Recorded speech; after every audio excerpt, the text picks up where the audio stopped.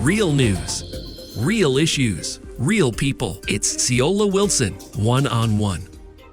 You want to talk about that? When you were on the parole board? But I was still a member of parliament, and they too. set your car on fire, They set my car on fire. Up, what's that? First was here, Yeah. at my house, yeah. How many years ago was that? What you do, Ash? What do you mean, what did I do? You wouldn't let some Parkside people out of jail? What you do? No, I don't know. What did you do, I don't know man? for sure if it was that. What you think it was? Well, at that time... First of all, tell us what happened. What year we're talking about? I don't remember years. You woke up one day and your car was on fire. My dog woke me up. Thank God for that little dog. So, they burnt your car down. Yeah, it was caught on fire, but I never would know. As I said, it could have been because I was on the parole board, and at that particular time, there was an incident with one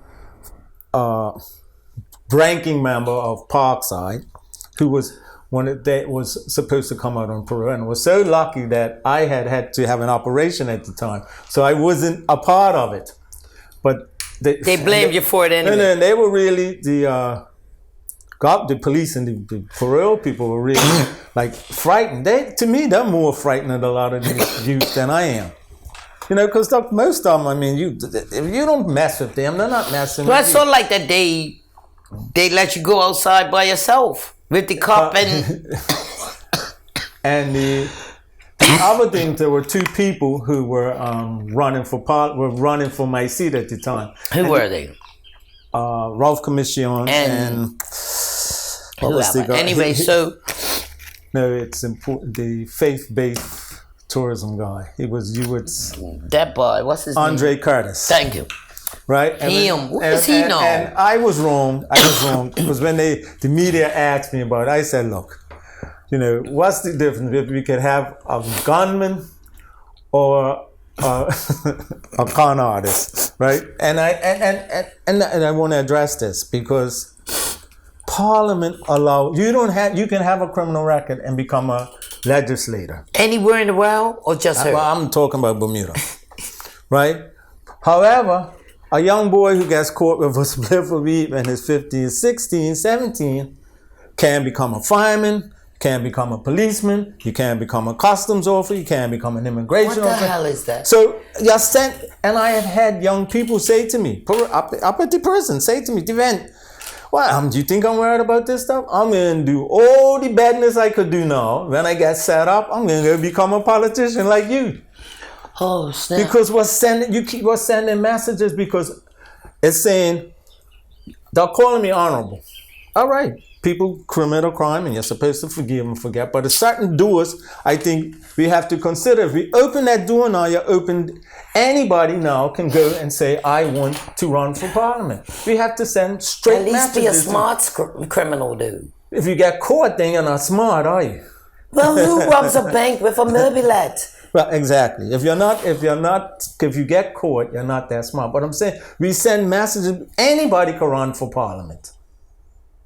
Anybody. Now, I've done my share of things as also, but I never got caught. I don't have a record. But when you have someone who has a record, I know one little guy now that I really like him. He's good at what he does and what he can do. But because he got caught up in something silly, did a 6-month sentence, fighting kind of type thing.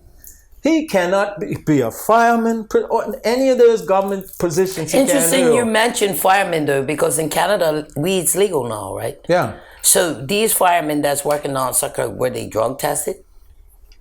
Because if they smoke weed in Canada, they could still be a fireman.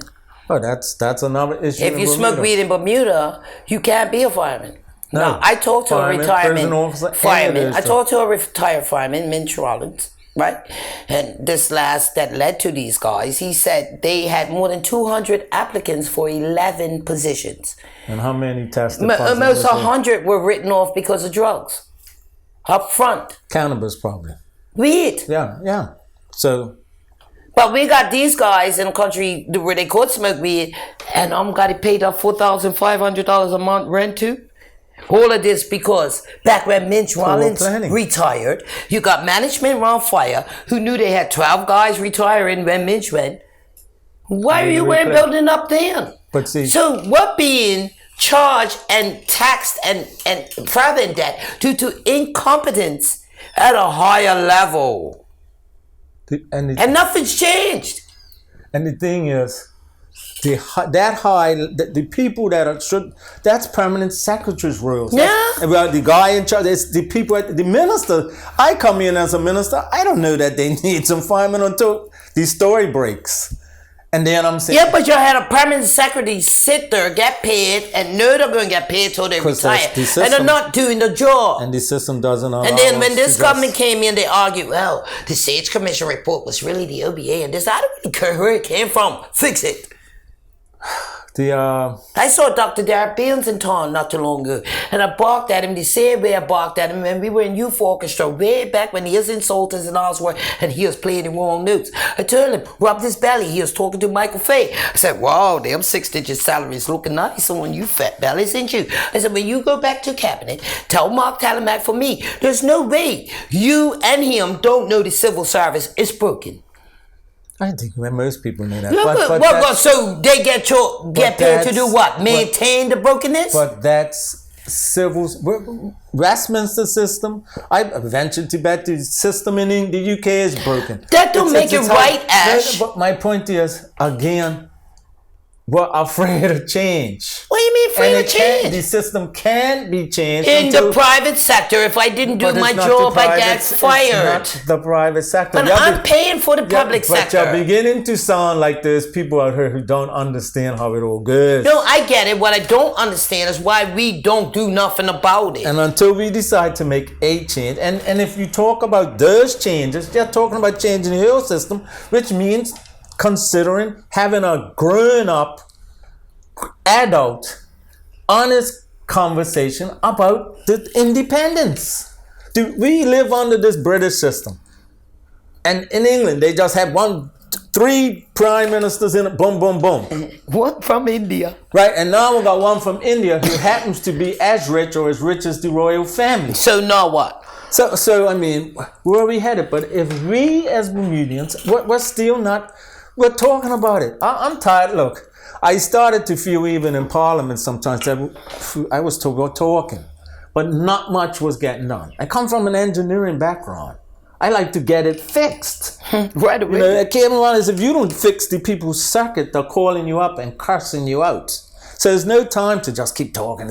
People, I need this thing working. And then sometimes the wife calls because... husband's not coming in. If my husband calls you, it's not coming in. I'm calling on his behalf. Right. People need that stuff. So it's a fixed thing. And a lot of times we're talking, I don't think there's a lot of things, 10, 20, 30, 40 years, the country hasn't fixed. And both OBA, UBP, PLP, OPP have all been in a part of it to change it, and they haven't. So they have failed us. But we're stuck in still, but it's going to change where the white people, or these not just white, I shouldn't say that, but generally white voters for the UBP, OBA, will say, oh, damn. And then we'll come along and say, they did it. He did it, I did it, and in the end, it's not getting addressed, it's not getting fixed. It's silly, but we got to grow up. But in time, when people feel it enough, when they feel that, when you really feel it, you're going to say, no, wait a minute. So, $8 for a dozen of eggs, you don't feel that? $9 for 2 bushels of time, you don't feel that? Yeah, and governments, successive governments have said they're going to do something about it. Then none of them did. None of them. Because they got elected. They got them 6 digits. And guess what? The wife who shops with a 6-digit salary don't have the shopping issues you have. I would make a suggestion. That what? That people adapt some change, build a box, keep 3 chickens in, and you have more eggs than you can deal with. I got a rooster in my hood. I want him dead. Yeah, well, the rooster, I'm talking about a hen. Roosters go make a lot of noise. That rooster, I want a rooster dead. But it's, look, the world's going through some rapid, crazy changes. So how you see Bermuda coming up? The pound, the other day, I bought the pound for $1.10. $1.10, and it used to be $2.40. Right. So, what change is upon us. So we better get ready, think, plan, and embrace it, or we're going to get left behind. We're already behind. But I mean, we're going to be annihilated. So how you see this playing out for Bermuda? Well, I hope, my wish is that people get more active, more involved, and let people know, hey, we're not standing for this. If you don't make the changes that help me in the long run, I'm not leaving. I'm going to stay here, and you guys have got to go. Do you think Bermudians understand that every child unborn today has this That noose around the neck? Because we say, oh, I love my grandbaby. But what kind of people leave their children with that? But you know what? Wherever they go now, if they go to the UK, they got a big debt. If they go to the United States, they got a debt. The world's in this position. So this is the time. When you're in debt, you buy the cheapest whatever. You have to switch up to survive. But we're not clicked yet. No. We're not clicked. You know, have another drink. I just heard somebody the other day saying, look at that big car. And I said to them, why don't you consider a smaller car? That big car has a lot more to license, a lot more to insure. And what they say? I ain't driving. I'm not going to be jammed up in a car. Single person. But so we're spoiled? Most definitely. But when the pressure and the pain becomes enough, the people will wake up. When you see that happening, boy? In time. It's got to take its time. So a Christmas tree for $200. People will buy them. People will buy them and they'll complain. They'll complain, hey, that tree is... But they'll have it up and they'll spend new money to decorate it. That ham gun cost you about $300. And blame the government when they're broke in January. So we're just going to keep going? Until we feel enough pain. No pain, no gain. Simple. We'll be back to wrap it up right after this. We'll be right back after these messages. Stay tuned.